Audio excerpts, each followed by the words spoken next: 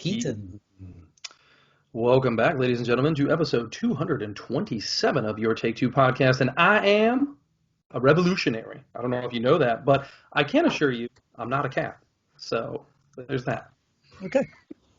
Got this out of the way this week? Yes. Did you see that video? I loved it. I've watched it numerous times over and over again. It actually is one of the things that cheers me up this week. Okay, good. Hopefully the rest of the show will cheer you up and cheer you listeners up as well. Thank you for listening to Take Two Podcast. I will say this was an educational week for us, where we learned that there used to be a three-wheel car. We all learned what a conservator was. And we also learned what to do if you wake up next to somebody you slept with and they decided to slit their throat because you were so bad ahead of time. Whoa. Yeah. Those are all from movies that we're going to be reviewing this week, folks. We're going some deep, dark places today.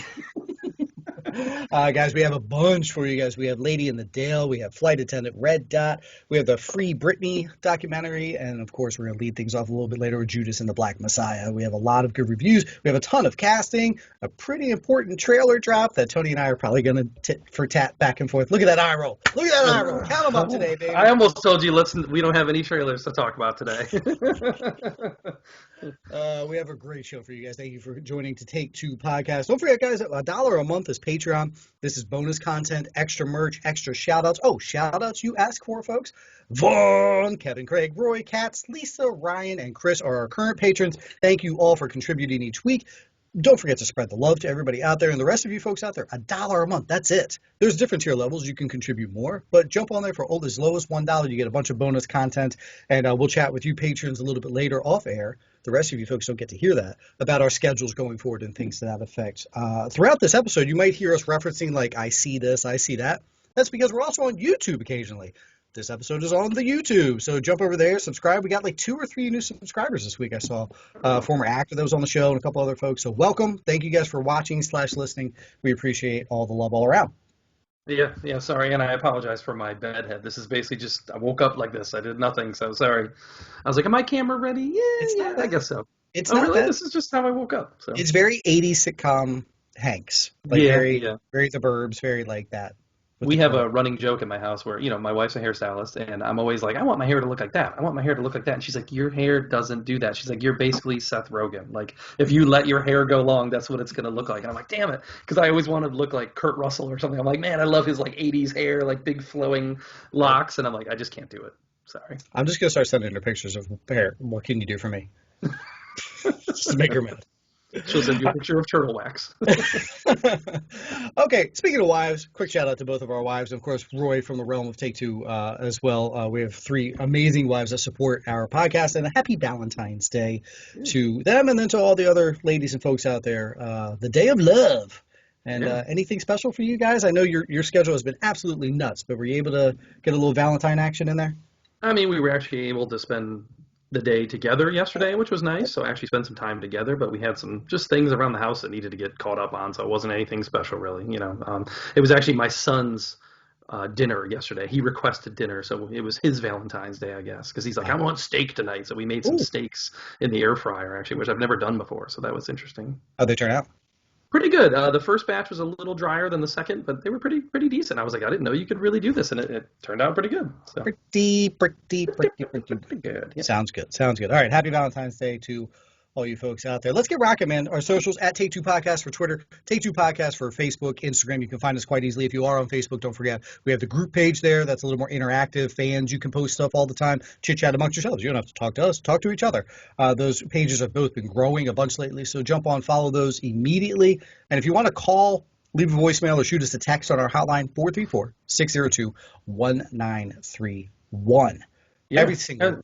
Go ahead. I was going to say, it has been a little bit of a little lull there in the old hotline. We got a voicemail a couple weeks ago, but we haven't got anything else. So come on, bring it, people. Just text me. Hot. I'm here. Kind of like medium temperature, medium well, not hot at all. Every Thursday on the socials, you'll find the poll, and you get to vote on the poll, different things that you can ask. Last week, blew it out of the water. Comments, likes galore. It was nuts. Everybody and their mom wanted to get on that poll. That came out weird. Did not even mean that sentence. Did not even mean it. This week, where'd you guys go? What happened? Did you guys leave? Did your internet stop working? Oh no, Tony, lead us off with the poll results. And if you remember last week, I threw out a challenge. Where are you, Facebook people? They still didn't come out. Damn you.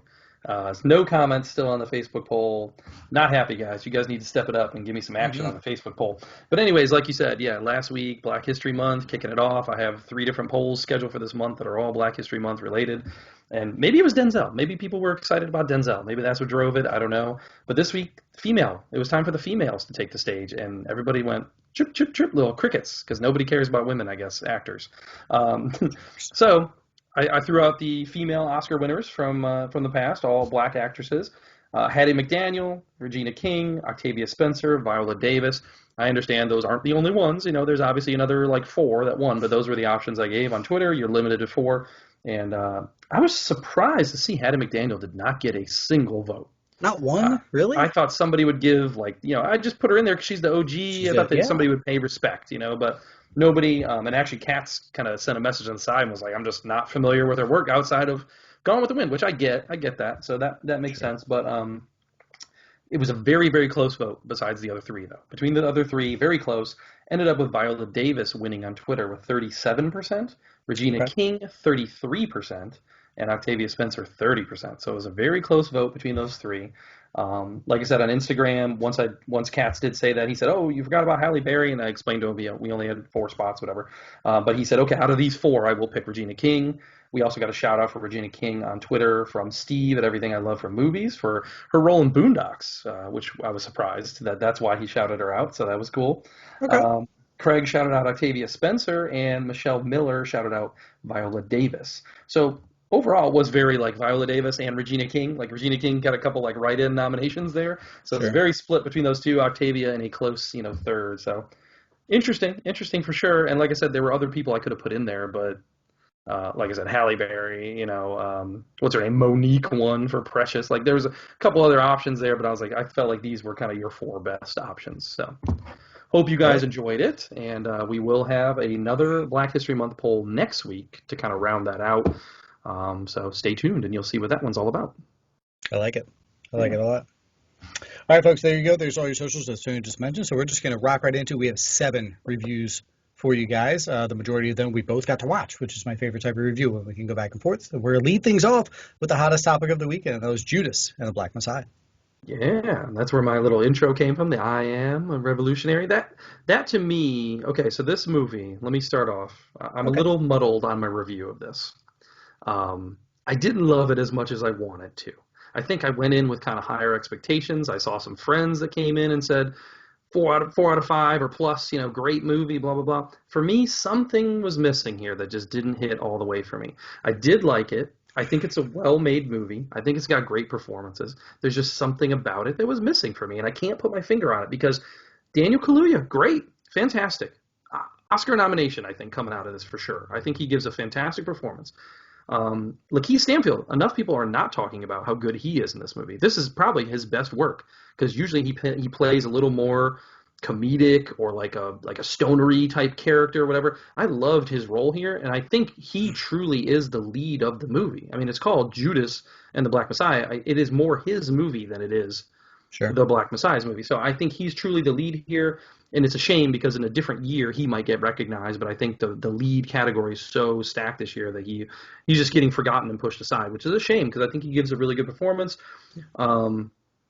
Dominique Fishback, we saw her earlier this year in the Jamie Foxx movie that on Netflix, whatever that was called, I forget. The one where they're taking the pills with and JGL. whatever. Yeah. Power? Fight. Yeah, was that what it was? Something power. Like that.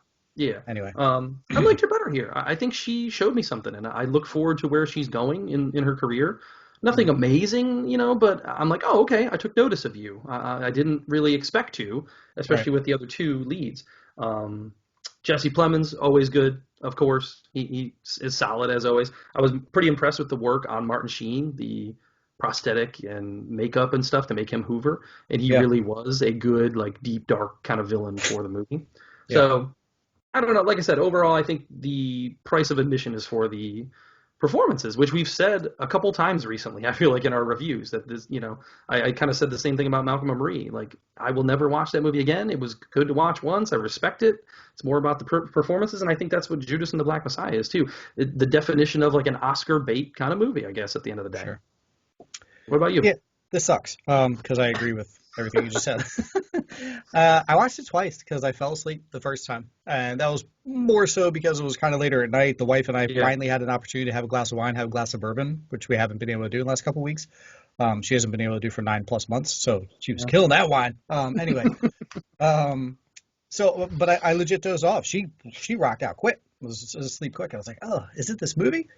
Kinda. The movie itself kind of has a slow tempo. I had issues with why Kaluuya's character, why why is he so angry? Like we never really got into that. Like we just started Yeah, with, there okay, wasn't any backstory. Yeah, I yeah, guess you're just supposed to assume people know what was going on in the '60s, like right. civil And rights stuff, whatever. and to me, then you're now assuming you're already assumptions of the Black Panthers. You're already putting in your own assumptions of police and so that part I guess was off-putting because give me like I was rooting for them, but then also at the same time you're just telling me about the Black Panthers they kill cops, so I shouldn't root for them. So that was the issue with the film that I was kind of not loving. Sure, I sure. echo every word you said about the acting. I'm mad you brought up Stanfield because that was my number one note that I was going to bring up. Yeah. He's not being talked about. He's being forgotten in his own film. This is his movie, as you just Yes. mentioned. He's fantastic. And you're right. He does that comedic stuff.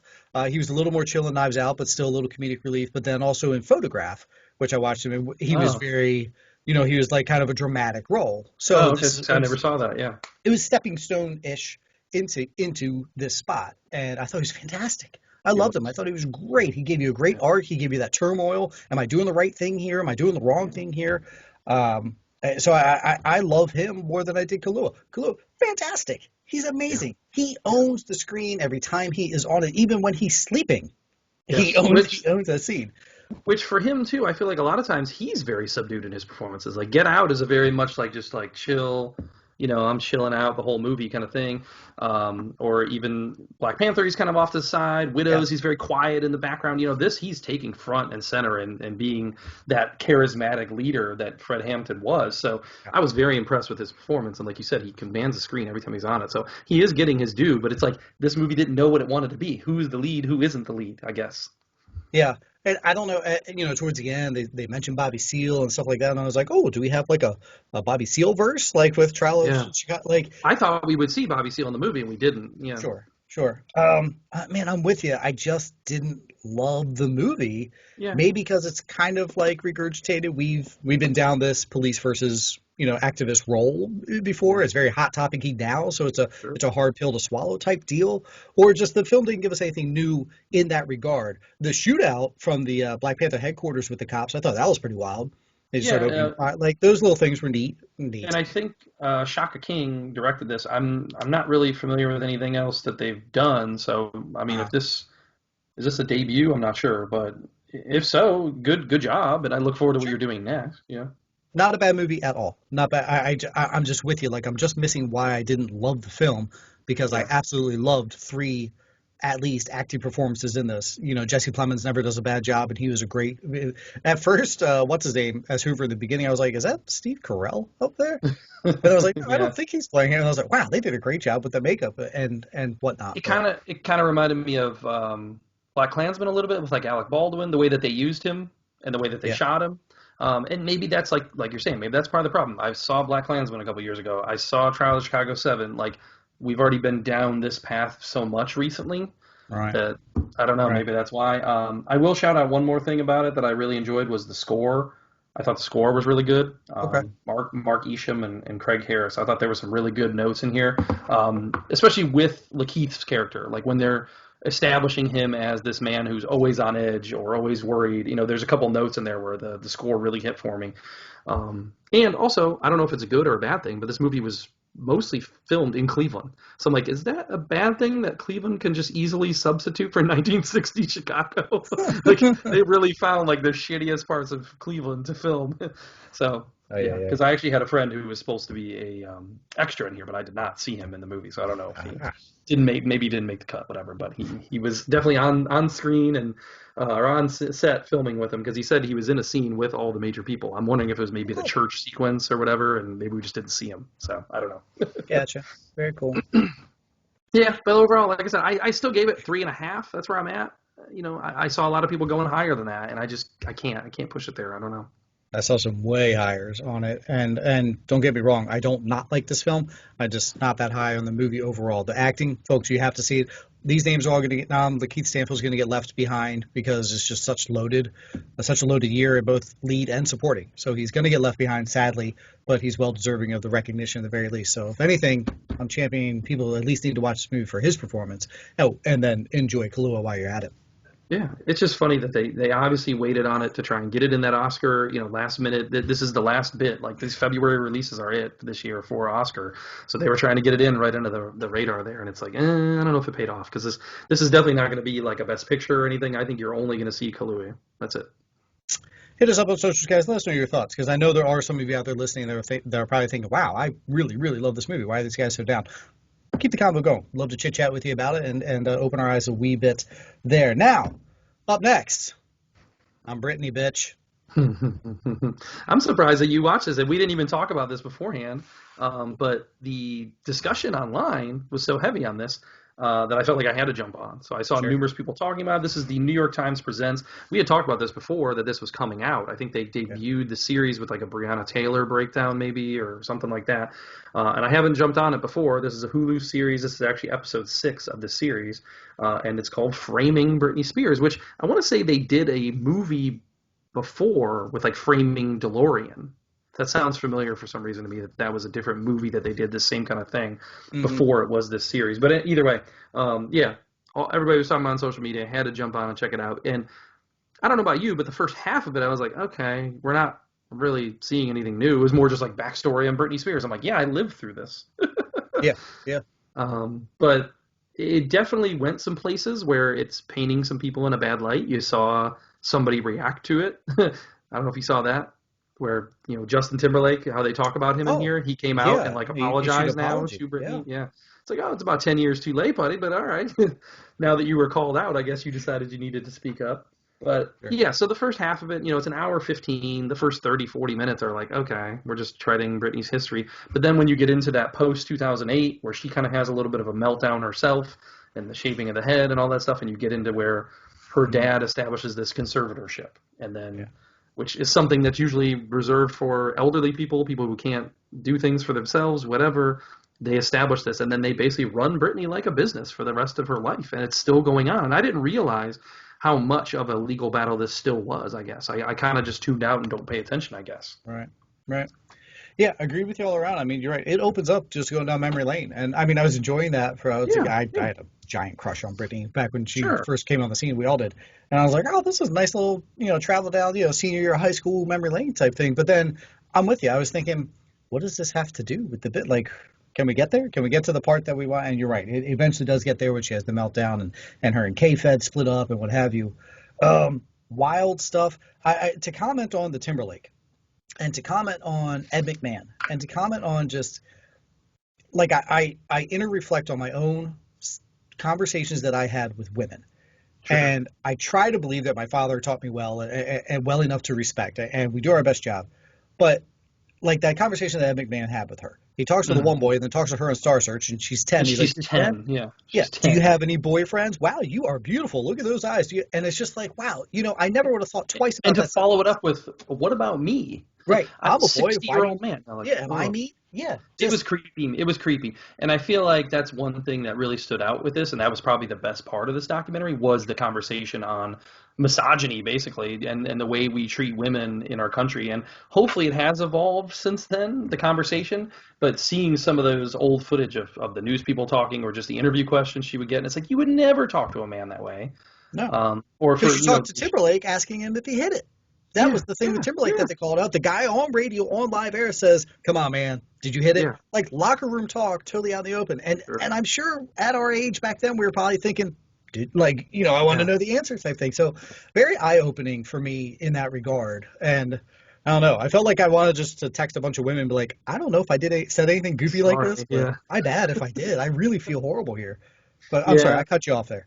No, I mean, that was the same place I was going, and I was going to say the Maryland governor. I was kind of stepped back by that, where she was like, what'd she say? She wanted to shoot her or whatever, basically, because of the role that she plays, is like supposed to be a role model for her kids, but she isn't, and people are basically judging what she's doing on their own morals or whatever. And it's like, that's her life. Let her live her life. And I think that's what it is at the end of the day that people are still upset about. And like I said, I kind of tuned out of Britney the last couple of years. I remember my wife wanted to go see her when she was in the Vegas thing. Yeah. And then when it got canceled, I was like, oh, well, that sucks. We didn't make it out there. Sorry. But then you see it in this, how it played out here. And you're like, oh, well, maybe there's more going on behind the scenes. Maybe she is really doing this on purpose. And she's like, I'm not going to perform anymore because of the way this is set up, and I can't control my own money, then I'm not going to play ball, you got that podcast that's out there that's like dissecting her Instagram and like, is she giving coded messages? Is she like trying to reach out for help, and all that? So it was fascinating that last half hour where it got into that stuff, that last 10 years that maybe I didn't know as much about. So.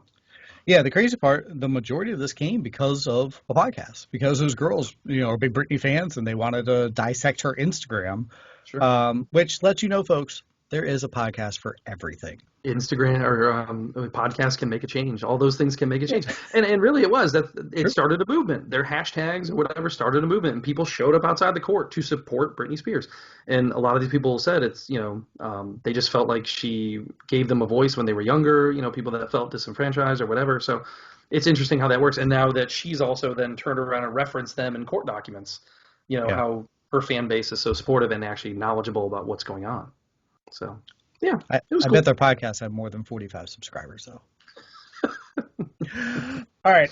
As Tony just mentioned, this is hot in the news right now. So we may bring this up like down the road once it kind of wraps, because a big thing in her favor just happened Saturday, right? And I wonder if this is going to help that, getting this out there and getting more people thinking about it and paying attention to it. So, yeah. Free Britney. I'm on board. Yeah, there you go. All right. What I was not on board was with Red Dot. You get to watch that. I figured you wouldn't. This is kind of my thing. Is it scary? Yeah, it's supposed to be. Basically, what the story is, so it's a Swedish film. I actually watched it dubbed, so whatever. When I was watching it, I didn't have time to read the subtitles, so I was like, let me put the dub on. Which the dub was fine. It was fine. It took a little bit to get used to. Did you do the speed? The like 1.5? I did the dubbing and the dub. Yep. So what this movie is basically a couple. You start off the film, you see them starting their relationship, how happy they are, blah, blah, blah, real quick kind of thing. Then it fast forwards to a few years later. They're kind of down and not getting along as well. And the husband is trying to rekindle the marriage. Let's go on this trip. He books this trip for them, and they're going to go away and camp and see the Northern Lights. It takes place in Sweden. So, whatever. Trying to rekindle the marriage. While they're gone in the wilderness, all of a sudden, they see a red dot on them, like someone's about to shoot them from the distance. Yeah. And getting on both of them. And you're like, what the hell's going on here? Earlier in the film, on their way up there, they kind of had an encounter with some like redneck people at a local gas station or whatever. So you're like, maybe it's these guys, you're already kind of going down that road. But about an hour in, they give you like a twist as to what's really going on with the movie. They kind of reveal that and pull the curtain back. And that's where they lost me. That last half hour, I was like, nah, I didn't care to see where it went. I didn't care about any of the characters in the film. It kind of lost me. And I don't want to say too much to give anything else away. Okay. And it's not scary. I thought it would be scary, but if anything, it's more just a thriller with some intense scenes where it's like gory. Like there's people that get shot. There's people that get shot with a flare and they're like on fire. Like there's a dog that gets killed. So a warning for that. You see like a decapitated dog head. It's like, Jesus Christ. So it's a little bit brutal in that way. Some other things I can't really say that wouldn't, if I said them, they would give away the plot twist. So I can't really say much else than that. It was okay. I gave it like a 2. Acting okay? Acting performances are fine, but nobody of note, nobody you'd recognize. I think it's just a Swedish film and whatever. I think it's just one of those Netflix things where they're trying to fill the gap and get you to watch something. And I just wasn't as impressed with it as maybe I hoped. But my thoughts on Red Dot, it's whatever. I would say probably pass on it for most people. But if you're looking for something quick to watch, it was quick and easy, under 90 minutes probably. But pass on it. So, but tell me about something you were able to watch. I'm kind of sad because we started this and have not caught up to you. You flew right through it. So tell me about the HBO Max series Flight Attendant, which came out like November, and we kind of slept on it, but it got some nominations and some love online. Yeah, The Reasoning. It was on our radar, the wife and mine, but our schedules were like yours, so it was hard to match up to watch together type thing. And then my sister knocked it out, and she had just talked about it just as the noms came out, so I was like, maybe I will jump on, and I knew that you were jumping on too. This is going to be quick because there's not a lot I can say without giving things away. Yeah. The premise, episode 1, you find out the premise of the show. Kaylee Cuoco is a flight attendant. She flies, overseas, hooks up with a guy on the plane. They go on a date. They wind up sleeping together. She wakes up the next morning in his bed. His throat's slit. She doesn't know what happened. How did this happen? Right? Crazy premise. Automatically, you're hooked. You're like, wait, what? So that goes down the path. Now, does she obviously make the right choices? Like immediately just, hey, let me call the cops real quick? No, of course not. Of course not. Right? Well, she's in Bangkok. So then she calls her friend who's like, oh, man, the police are tough there. They'll lock you up. And then it's like, what do I do? So hijinks ensue. There's a lot of extra layers in here. Other people involved in her life are involved more than she knows, less than she knows, things to that nature. I will say for Cuoco, this is a great step for her coming out of Big Bang. You get these actors who give you 10 seasons of something, you know them as one character. What do they do next? This is awesome for her. She was fantastic. She's emotional as hell. She is a hardcore alcoholic throughout that is a character in the show is her alcoholism. Where does she get that from? The filming style, really fun. A lot of flashbacks. I like it too. Yeah. Tons of flashbacks. But the dead guy narrates Michael her flashbacks. Hughesman, Yeah. So she's like, he is like her subconscious now, narrating through flashbacks of her life, piecing things together, why she is the way she is. And then that's also helping her piece things together now. I enjoyed it, man. It's not the greatest show we've ever watched, but I liked it. I think you and the wife eventually, when you catch up, are going to enjoy it. And I recommend everyone watch it, Flight Attendant. I'll tell you what sold me on it even before the nominations came out that made me want to watch it was somebody else reviewed it that I heard, and they said it was very Hitchcock-esque, and I was like, ooh, I like Hitchcock stuff. And then I watched the first episode and I was like, okay, yeah, it is very much like a modern kind of Hitchcock tale of a whodunit and whatever. And I like that it's based on a book, and it's already been renewed for a second season as well, which is interesting. So I want to see how the first season ends. I'm curious how that's going to go, to be honest with you. And like you said, I like Michael Hughesman, whatever the guy who's in them, and I like how they kept him going, at least through the first episode. Like you said, using him as like a subconscious or whatever. Rosie Perez showing up in here as like a friend, a coworker. That was fun. She's good. She does some solid Rosie Perez. What did we just see her and we didn't like? Birds of Prey. Yeah. No, she's much better in this. I was surprised to see Berlanti's name associated as a producer on this. This is a Berlanti production, so this is definitely a little more R-rated than a regular Berlanti. So that was good. Big time. Yeah. Everything but the nudity. Like it has gore. It has violence. Gore and violence, and language, and plenty of boozing and drugs. So it's got everything in there for rated R. It's good. I recommend checking it out. 8 episodes, like 45-minute episodes, right? 8, yep. 8, just under hours. I think I was sold on it a little bit more than the wife, and that's why we kind of paused on it after. Like I was like, do I keep going without you? I asked her a couple times, like I want to keep watching it, and she's like, oh no, just wait, we'll get to it, but we just haven't had a chance. So eventually, when you do.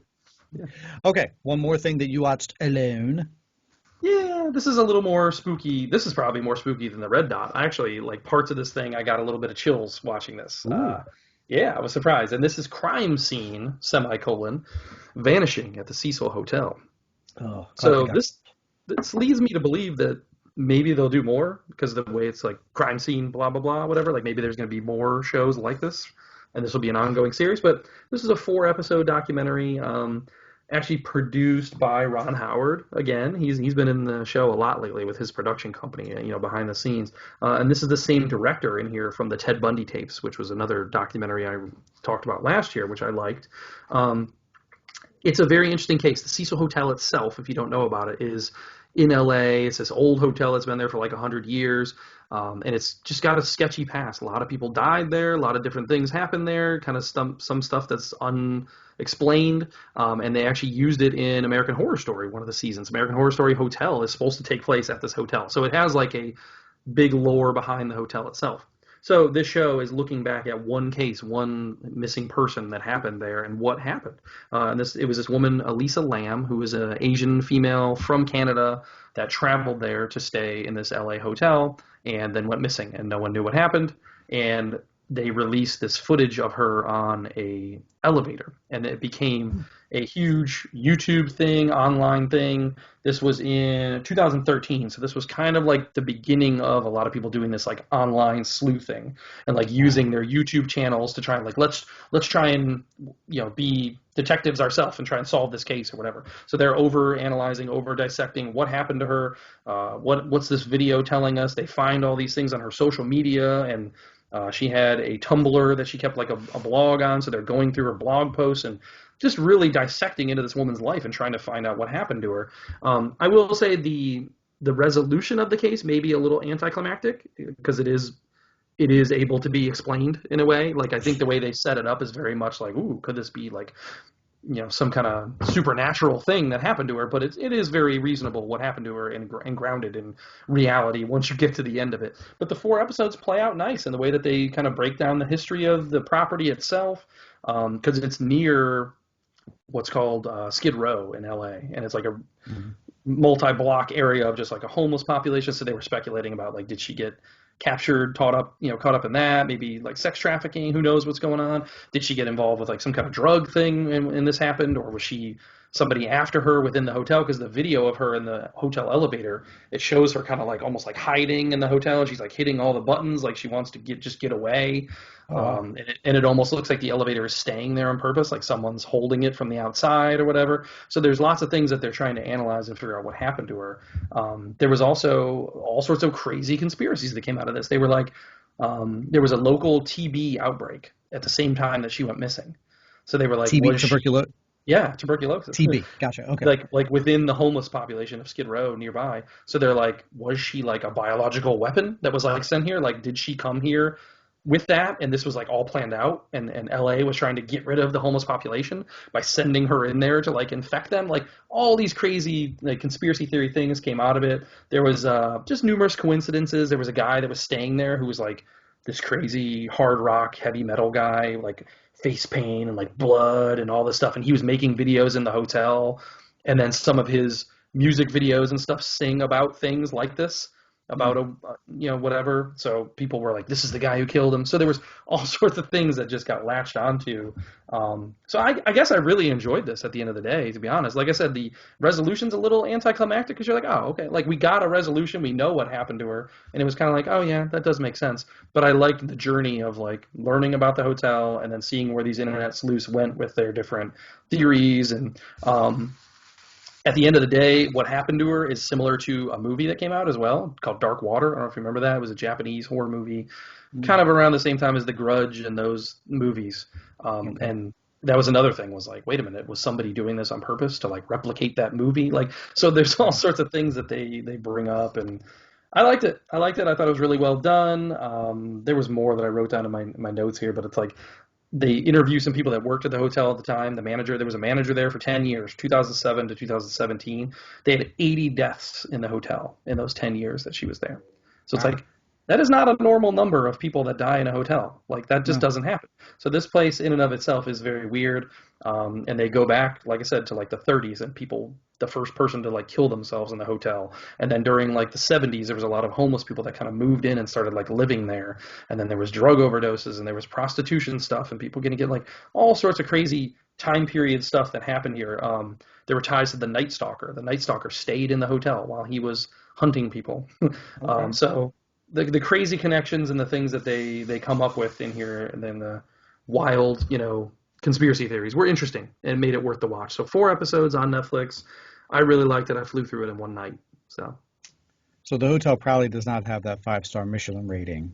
Well, it's interesting. They tried to separate the hotel at one point because the city said these floors where the homeless people had been living, they like established them as, no, we need to leave them there. They can be like low income.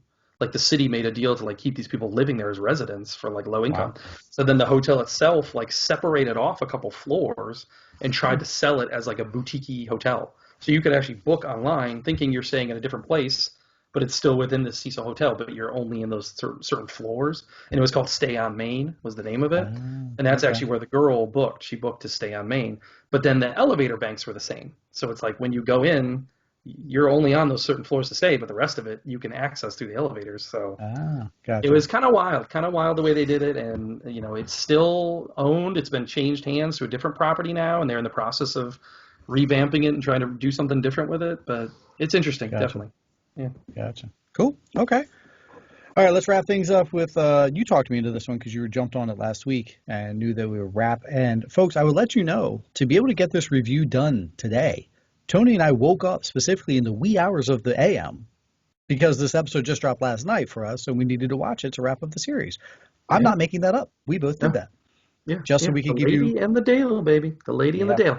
Lady and the I've been talking Dale, about this one for a Lady and the couple of Dale. weeks because it dropped the first 2 episodes a couple weeks ago, and I watched the first 2 episodes, and then I was like, I'll just wait to finish it out because it's a 4-episode documentary, and like, what can you really say about it? I'll just wait until it's done. And then last week they dropped the 3rd episode early, so I was like, oh damn, I was already done with 3 episodes before we recorded last week. And I was like, all right, I'll wait. And then I was hoping that this one would drop early, and it didn't. I was like, I couldn't figure out what HBO was doing with their drop, pattern. So Jerks. Either way, HBO Max, new documentary, Lady in the Dale, 4 episodes. I was intrigued when I saw the trailer on it. It was about this. From the trailer, it's about a woman who's trying to sell a fuel-efficient 3-wheel car in the 70s. And I was like, oh, that's cool. I wasn't familiar with that story at all.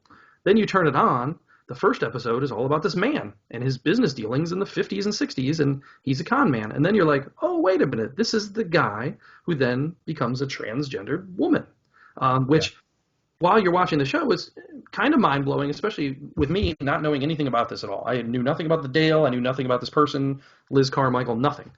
So I found it very interesting in that way, that they kind of buried the lead on it and didn't sell that in the trailers. I thought that was smart. Sure. And then you kind of start to think at that point, like, did she just do that to get away? And, because she goes on the run. But you learn that at the crux of the story is really about transgender people's rights and how she is almost an inspiring character to a lot of people because of what she went through in the 70s when this kind of stuff was very unacceptable. And again, just like the framing Britney, we're seeing past footage, interviews, things like that. One person in particular who really went after her and was very rude about her situation and basically outed her and all that kind of stuff. Tucker's dad. I could not believe that. When they made that revelation in the 4th episode, I was like, oh, yeah, this motherfucker. I couldn't believe it. I was watching that episode last night, and I was like, oh, my mind blown. And I was like, that explains it. This guy's an asshole. They spliced the two of them talking at the same over each other? It's like, oh, father like son. So, and it is. And it's sad that in some way this was the 70s, and we're still dealing with this stuff 50 years later. That people are still very unaccepting and can't understand why someone would want to live this way or whatever. So the other thing I'll shout out too is I really enjoyed the way they did it. The quirky animation of a lot of it was really cool, and it made it fun to watch. And then to do a voice actor, like they cast a voice actor to try and sound like her and then read those letters and stuff. I thought that was cool the way they did it and the way that they broke it down. It could have been a very boring stock footage interview only documentary, but the way that they did it and added and all that stuff, it made it much more interesting. I agree. I agree all around. I knew even less than you going into this. I just saw that you'd done it. I don't remember watching the trailer. And so I just, turned it on and it opens up with, there's more to the story. I was like, what the crap? I wonder if the marketing is still, because today, if I told you, hey, I've got this documentary about the first trans woman, many people might be like, meh, I'll pass. So that might be a reason why it was bearing the lead, because just to get people to start watching. But if you start watching, you accept it and go along for the ride. There's 2 phenomenal feature films that could be made out of this. One, his life growing up being a con man, like all that stuff, that crazy stuff that he did as a con man to get away with certain things. And they tell you like the inner workings. His brother winds up telling you all the different things that he did then as a con man and things they would get away with, including like shooting up his own car and stuff like that, to try and be on the run. Then switches into being a woman, and then all the things that she did, and then becoming a woman in a man's world, the cars, and she's like, I want to go up against Ford, and I want to go up against the big boys, like that film in and of itself, and then her getting locked up and put into the men's prison, even though she's a woman, and like back then, obviously, even like you said today, that's still like a wonky, wait, what direction do we go here? And people weren't accepting of it. So, like, that's a whole other movie that we can make completely out of this true story. I was enthralled, man. I couldn't stop watching. I thought it was really good. It was, and I think it's interesting. In a way, it was kind of trying to own the narrative on her and retcon her, because I think the story now is just like, oh, she was just a con man and she tried to do this and whatever. And it's more just like a punchline, thing. But if you actually get to learn about her, because once she became a woman and did the car thing, she wasn't really trying to con. They were actually trying to make that happen, and she had well intentions. And then even later in life, after she got out of prison, it seemed like she helped people. She had well intentions. She was regarded as a really good person overall for most people that talked about her. Her kids, even though they had a crazy upbringing, still have a very positive outlook on her and talk about her. So I like the way that they did that and kind of spun that away from and told her story fully. Instead of just like, oh yeah, I was a con man that became a woman and tried to sell a car, and that's it, just that one line thing. They really did dive into her story and tell it, and I was fascinated by it. And like you said, you could make a couple feature films out of here, and I wouldn't doubt it if they did. That would be really interesting, and I think people should watch it, especially if you are apprehensive and don't understand transgender things like that, because they do explain some of the behind the scenes or some of the history of it and some of the struggles that these people go through, and it's like, why would someone choose to do that to go through the struggles of that if it was not real? You know what I mean? If they didn't really feel that way, it doesn't make sense. And then the lengths that they had to go to, the Tijuana thing and go in to do these surgeries off the market, that's scary. That's dangerous. So again, why would you do it unless you really did truly feel this way, inside? And I love that. And I think it's an important one, just like the Framing Britney one. These are two important, issues that we both watched this week, and it opened my eyes a little bit on both of them. So, agreed. Everybody, check it out. It's only 4 eps. It's on HBO. You can watch it right now. Each ep is just a smidge under an hour each, and I promise there's a lot of interesting, fun stuff. And to echo again, the animation that they add into it is fun. It's quirky, and it catches your eye. So, Lady in the Dale is out right now. We are going to take a break. We are done with all of our reviews. Hit us up on all those socials. Let us know what you thought, your thoughts towards each of these once you guys do check them out. But we'll be right back in just a minute. Okay, Valentine's Day, gory stuff. Ooh. Here's the deal. I can watch you get gutted. I'm fine. I could watch open heart surgery. If I get a paper cut, I'll faint on myself. I'm like, if I see my own blood, I'm like, oh. My wife, okay, we've been together 8+ years, almost 6 years of marriage. For her big Valentine's gift to me, which she broke the rules. Girl, you're not supposed to give boys Valentine's Day gifts. But she got me this food sensitivity kit where I prick my finger, put the blood on it, or something. Is that what it's called? And it tells you, what foods you're sensitive to and whatever. Marriage, baby. This is a long-term relationship. These are the fun things. I was excited. You're turning 40, baby. That's why. Yeah, you're turning 40. You need to know these things. Yeah. As long as it doesn't come back saying, "Sir, you can't drink scotch," I'm like, no, send it back. Forget it. But she's like, how are we gonna? What if it said, because you love scotch, you can't have hair? Like, would you get? Man, that's a tough call. That's a tough call. You could have better hair than Tony if you stop drinking scotch. I don't know. But she's like, how are you going to do this? Because I can't, I'll freak out seeing my own blood. So she had to do it for you, and you I'm just going to have to have her do it. And I'll look. Yeah. Like when I got the vaccine the other day, I was like, all right, lady, just have at it. But I'm also are you fully vaccinated now? Are you done? No, my second shot's on the 24th. Oh, okay, good. Mine's getting my first one of this week finally. Yay! Woohoo! All right, there's our politics for the hour. All right, let's move it. Oh, here's what we want to do, guys, is box office. We have gotten away from the box office, as you guys know, recently, because there really isn't one. But there was some actual box office news this week. So here we go. Yeah, this is weird to throw it in the middle of the show. We never usually do it here. We haven't even been paying attention to it for weeks. So I just happened to see some things here pop up, and I was like, this is intriguing. The first thing you talked about was Detective Chinatown 3, which... that sounds like something you wouldn't even get for $5 in the Walmart bin, right? No. This thing debuted in China with $393 million, the biggest opening weekend in a single market, beating Endgame in North America. That's insane. That is insane. That's huge news. And, the article I read kind of played it like maybe this is a good sign of things to come down the road for America. Maybe they're already ahead of us. They're getting back to the theater, whatever. Maybe we'll get there ourselves. However, this is a Lunar New Year weekend. It's a holiday weekend for them. It's a homegrown property that obviously this is the third one. So they're excited about it. It's established as a property. So maybe that's why it did so well. But it is exciting news, and we'll have to check out Detective Chinatown. Maybe we'll review all three. We'll have to watch the whole trilogy. Yeah. Probably get all three in a $5 combo pack. There you go. Then the other interesting thing I noticed this week was Croods 2 is number 1 this weekend. It's back, baby. In its 12th week in release, it made another $2 million. I'm guessing, again, because of the holiday weekend. Kids off school, maybe things like that. I don't know. Sure. Maybe that's what it was. It's now made $48 million at the theater. That's not bad. and it's still playing in almost 2,000 theaters. So there's almost 2,000 theaters open in the U.S., and people are going to see Croods 2. Like, that blows my mind. So people are willing to go out. This is the movie of choice. The other thing I wanted to mention, we haven't really talked about it, HBO Max and their Warner Brothers whole release slate and how they were like, we're putting stuff on HBO Max and in the theater. I'm interested to see how this is working out for them. We saw some numbers maybe about Wonder Woman, how it's streaming, blah, blah, blah, but we haven't talked about the box office side of it. So, number 2 this week, Judas and the Black Messiah, made $2 million in the box office. Number 3 this week, Little Things, made another almost $2 million. It's made 9.7 in only 2 weeks of release. And then Wonder Woman 84 made another 1.3 million. It's made 41.8 million overall. So even though HBO Max is putting these things out at home for the first month for us to watch, if you have HBO Max, people are still going into theaters in droves to watch new releases. So, and they're all Warner Brothers. So maybe Warner Brothers is the smart one here in the way that they're doing this. Sure. Other companies should take note, I thought it was interesting. Yeah. So, I don't know. A couple other new releases were very small, so I'm not really going to bother with them. One is Willy's Wonderland, though, and I do plan on watching that to review for next week because it's available on PVD as well. So beautiful.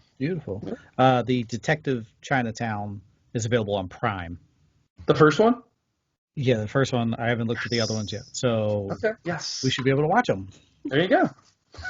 And that Croods, what is that Croods still sitting at? Well, it's still sitting at a 95% audience score. That Croods. Yeah, it's crazy. It's crazy. It's kind of like the early days of the pandemic when you had like Trolls World Tour and we were like, ooh, what's it going to do? They're releasing it at home. Like, it's a whole new world, and seeing how these things are getting released and what they're doing. And I think it's fascinating to kind of look at it. So, what did you mentioned this off air, 2020, the top earner was There was Bad only Boys? one movie that made over 200 million.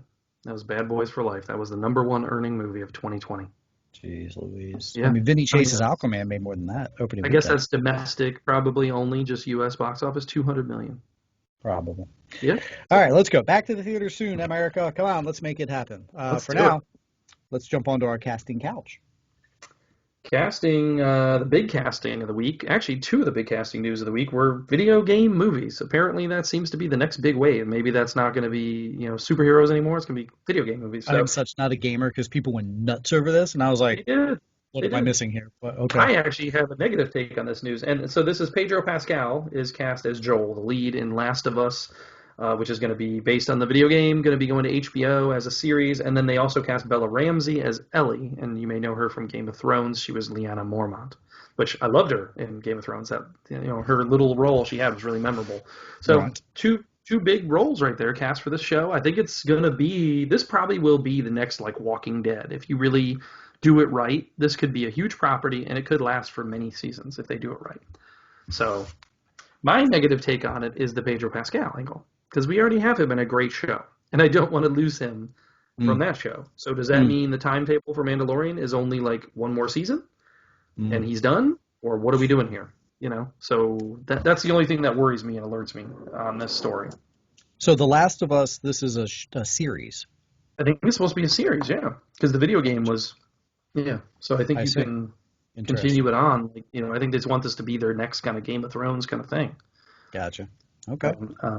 And then the other big casting was Borderlands, which we've already talked about that cast with, who's in there already? Kevin Hart, a couple other people. Is it Naomi Watts? I think there's a couple big name people have already signed on for it, and now Jack Black is also joining the cast as Claptrap. So, but I think his character is only supposed to be a voice, not actually in the movie. Like you think he's like a robot character or something. So gotcha.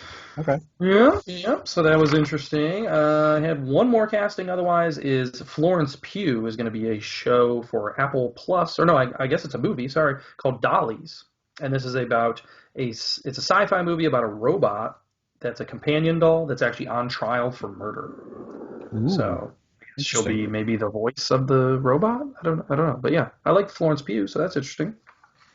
Yeah, when I first saw that headline, I just read Dolly. I was like, whoa, Florence Pugh, Dolly Parton? Yeah, what? I would watch that, yeah. Nope, that's not what it is. Oh, darn. And then I had one more that was kind of like a rumor, hasn't been confirmed, but apparently there's talk of Jason Momoa voicing Knuckles for Sonic 2. Oh, all right.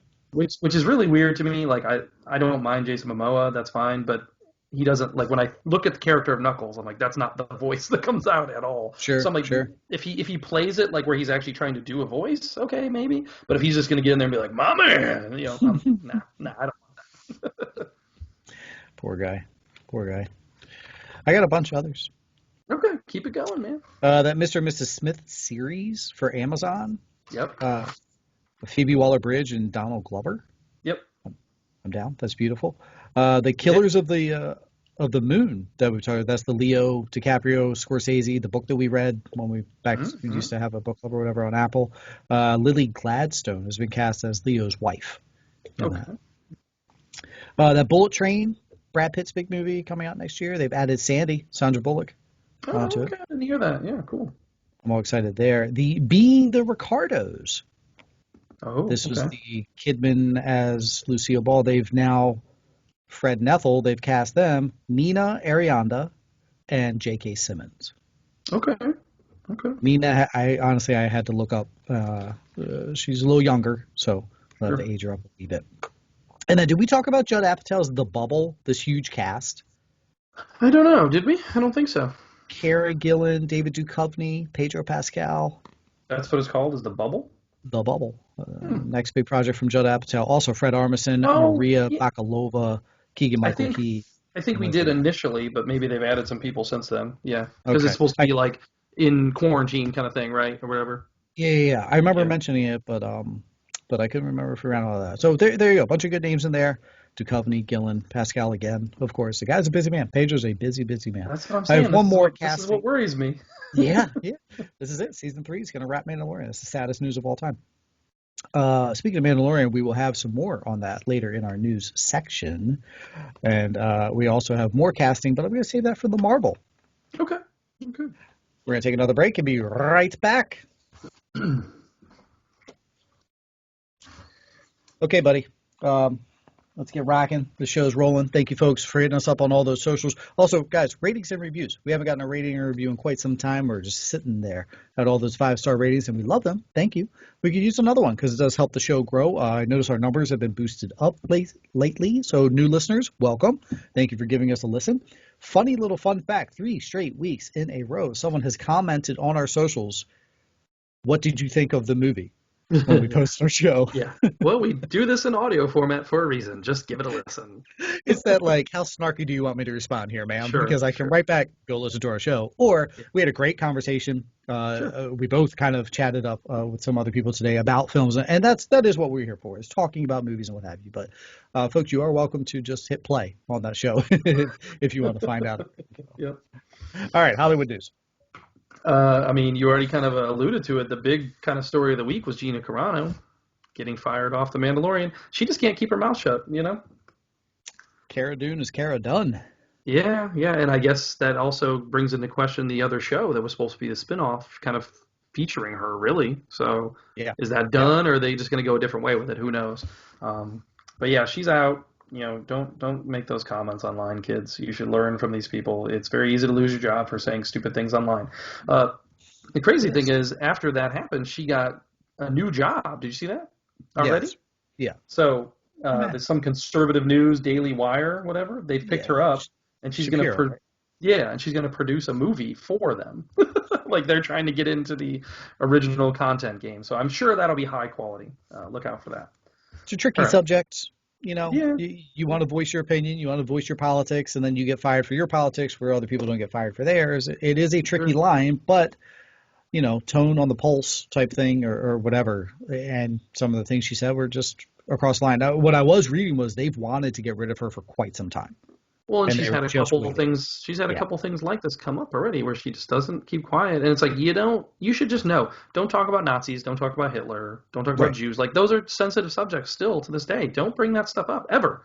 I don't care what your opinion is on it. Like that's just a rule. Because the other stuff, like the anti-mask stuff, some of that's like, all right, sure, I disagree with it, but you're allowed to voice that. But you're right. Once you go down that lane, it was dunzo bunzo. So, all right, couple quick hitters here. We're getting a Wizard of Oz remake, apparently. It's in the early workings. Yeah, I agree. The only thing that's interesting is directed by Nicole Castle, who worked on Watchmen for HBO. So it's like, okay, maybe it could go like a different weird kind of take on it, maybe. Okay. Interesting. Disney has folded the Blue Sky Animation label that they bought under the Fox 20th Century Fox, thing where they brought all their movies on. So 13 films that they made, most of them Ice Age, Rio, things like that. So those movies are basically done. Although they had already announced that they were doing a Disney Plus series kind of thing for Ice Age, like a spin-off of Ice Age. Right. So maybe they will still keep that going, but they're not going to produce any more original films under that tier. Like they just, they already have Pixar as kind of its own separate thing, so they're not going to keep another animation studio. But maybe they'll bring the IP in and at least keep Ice Age going, I would guess. The rest of them really weren't that lucrative, Sure. Like, Rio had a couple movies that ran its course. Spies in Disguise was okay, whatever. Like that was kind of the last thing they did, but I think they're basically done. So bye, Blue Sky. Netflix is adapting Redwall, which is a series of books. There's actually 21 books, so they're really going deep on this. They want to do animated movies and series. They're going to just try and blow it out and make it the next biggest thing. So I'm assuming Roy is maybe in on this. It seems like sci-fi fantasy kind of stuff. So maybe he's read the Redwall and can let us know if it's any good. I don't know. They're going to break that 21st book into 3 films. Expand it even more. Lunatic at Large. Did you see this news this week? Not at all. This is one of 3 unmade scripts that Stanley Kubrick left behind when he died. Oh, really? So they are going to bring this out and film this. No word yet on who's filming it. I guess it's just a production company assigned, and they plan on shooting it this fall. It's labeled as a mystery thriller kind of film noir. So I'm intrigued. I mean, bring Spielberg out. He did it before. Sure. HBO Max announced 2 new animated, or actually 3. They're bringing back Clone High, which was a thing on MTV back in the early 2000s. They're rebooting that. They're also doing a Velma series based on the Velma character from Scooby-Doo, and Mindy Kaling will be voicing her. And then there's another one called Fired on Mars with Pete Davidson doing the voice. So really trying to double down on their HBO animation. Did you see Mindy Kaling responding to a fan who gave her crap for being the voice for that? Oh, really? Why? Oh, Some because she's fan. Indian? They just essentially said, like, what has Mindy Kaling done? Like, she's not funny or whatever. And then put something to that effect, where he was just poo-pooing Mindy Kaling, which is dumb to start, but used a gif from The Office of Michael Scott, like, screaming, like, stop it or whatever. So she quote tweeted and said, fun fact, I wrote that episode of the gif that you're using. I was going to say, people don't understand that she wrote most of The Office, to be honest. Yeah, that's funny. Adam Wingard, who is the director of Godzilla vs. Kong, he's apparently doing a Face-Off remake. That's what it was put in the news, as a Face-Off remake. Okay. But then he followed up some of the negativity and backlash to it, saying, oh no, this isn't a remake, we're doing a sequel. Yeah. So I was like, wait a minute, does that mean Travolta and Cage are back? Because if so, I am 100% in on that. Yeah, I think everyone feels the exact same way. A full 180 in my interest level. Remake? Yeah. Nah, I'm good. I love Face Off for what it was. If we're doing a sequel, I'm in. Get them back, because I think they're both kind of in that crazy part of their filmography and their career anyways. Like, I would love to see them go back and return and ham it up again. It'd be great. Big time. Yeah. Brooklyn Nine-Nine sadly is ending with this last season. Season 9 is going to be 10 episodes. I think we talked about it over the summer where they were like, we don't know what we're going to do now because we take police procedure in such a comedic tone, and maybe that's not the right way to do it right now with the world and the way it is. So that's why they're basically ending the show, I guess. I don't like it if that's the reason, but that's what it sounded like. So that sucks. Speaking of reboots, which actually I'm a little intrigued by, is True Lies is going to get a TV series directed by McGee, but it's really? at CBS. Oh, darn it. So like CBS, they've been the go-to network for this. They did Hawaii Five-0 and things like that, whatever. So maybe it'll be okay, but I love True Lies. I don't know if we need to reboot it and make it a show. And McGee is kind of one of those guys that's like here or there. Some of his stuff's good, some of it's not. So Jamie Lee Curtis's best movie. There you go. Come on. I wanted your reaction on that. No, obviously it's Christmas with the Cranks. Russo brothers, the Russo brothers apparently did an interview earlier this week and said they want the live-action Hercules reboot to become like its own franchise. They want to just live in that world for years, and apparently do like spin-offs or whatever. So I guess they have big plans for Hercules live action. So like we can get like our own Meg movie, like. Yeah, or that, or they could turn into a series where we follow Hercules and his adventures on a weekly basis. As long as they bring back I already have one Danny of those. DeVito, if they bring back Danny DeVito, and I would love to see Danny DeVito live action doing the role from Because he could. I mean, it's he almost could, and perfect I would casting. love it. Yeah, It'd be so yeah. good. So yeah, I think that's it as far as my regular news, though. I got a couple things Marvel DC we'll save for later. Only a couple things I had that you didn't was Melissa Benoist has now started her own production company, and she's Oh, looking into starting doing feature films going forward. So I'm kind of intrigued as to where she goes or what type of movies she's going to be making, you because should obviously do Superman's wrapping. the Carole King thing that she was in Broadway on as a film. That is a phenomenal idea. I will Yes. text Melissa now. Uh, Homelander said, I can't remember the damn actor's name. Anthony Starr. Yeah. Thank you, goodness. Season 3 of The Boys starts filming very, very soon. So, woohoo! There's a lot of things that are kind of jumping production pretty soon, so it's exciting. At least we Yeah. know we have stuff coming in the future. And we got a release date for that Lost City of D with Tatum and Sandra Bullock. It'll be April 15th of 2022. Okay. Breaking news. All right, that's it for my Hollywood news, our Hollywood news. Now let's move on to the DC discussion.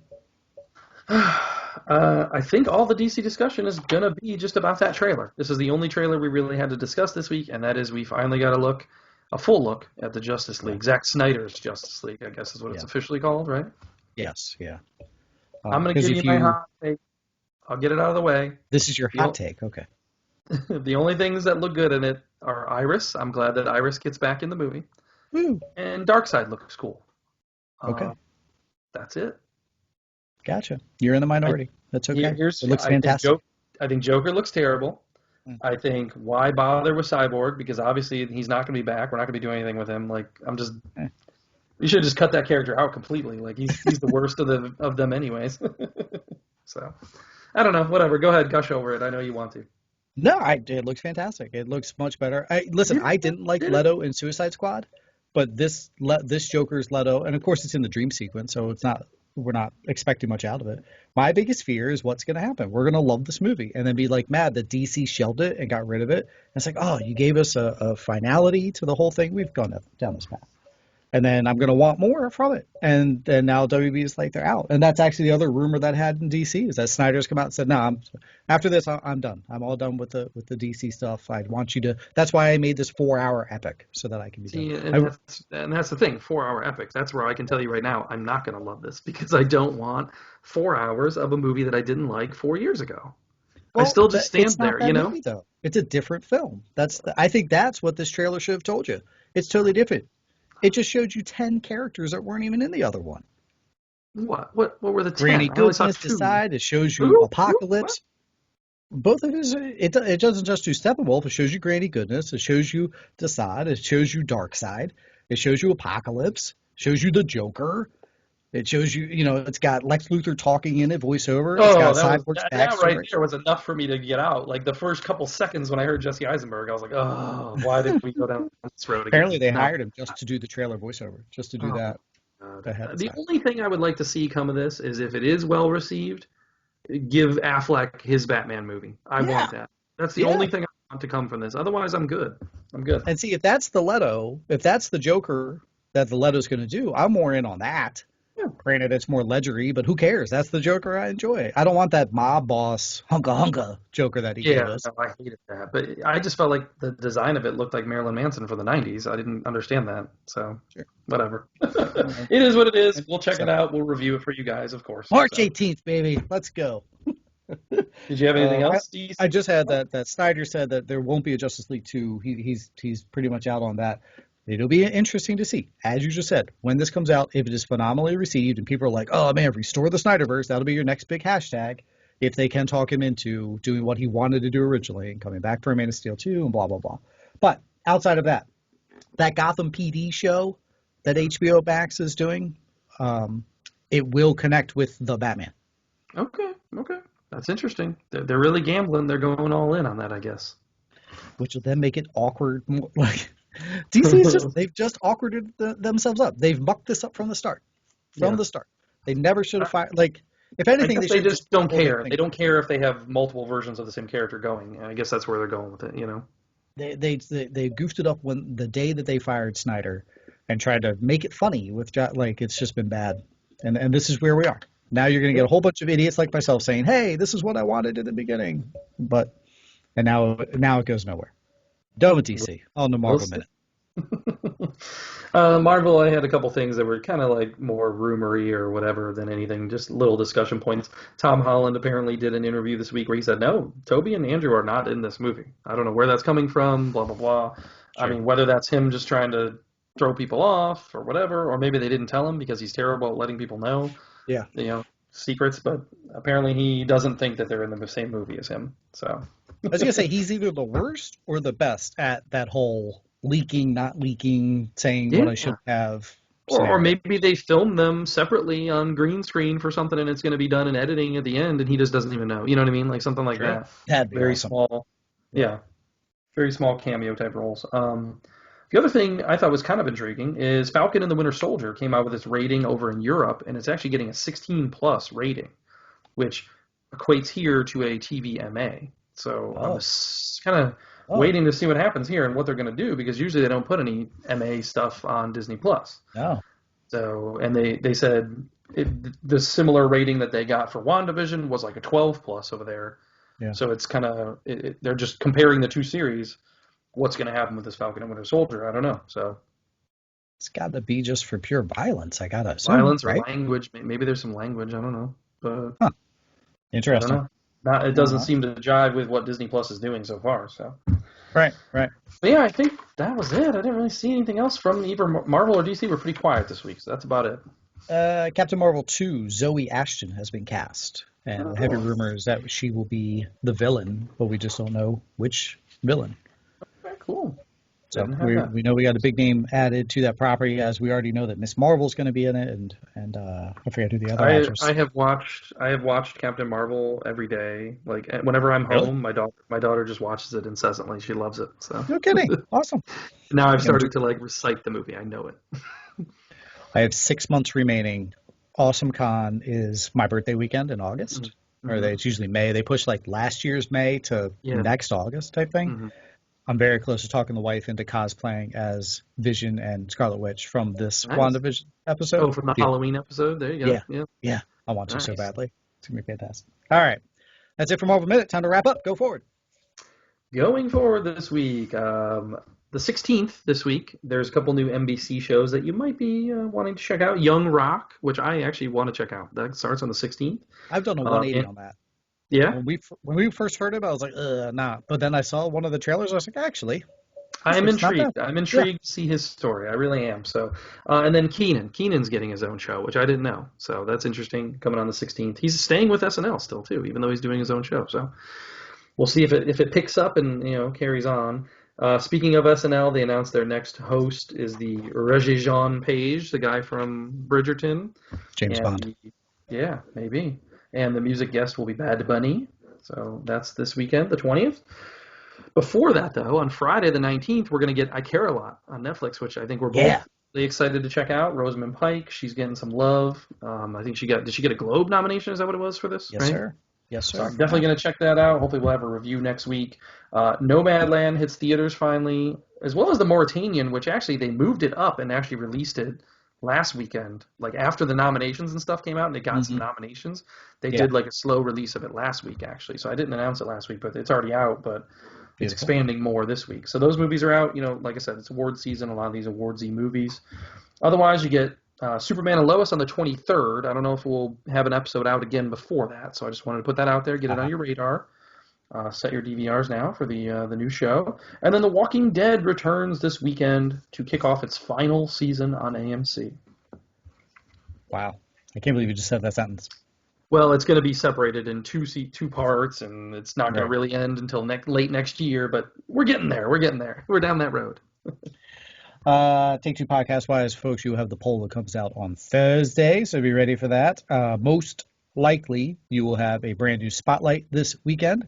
I put a little disclaimer in front of that. Just bear with us, folks, for some of our usual schedule drops as we do things. You guys have been paying attention, so you know. But we should have a brand new spotlight for you guys this weekend as well.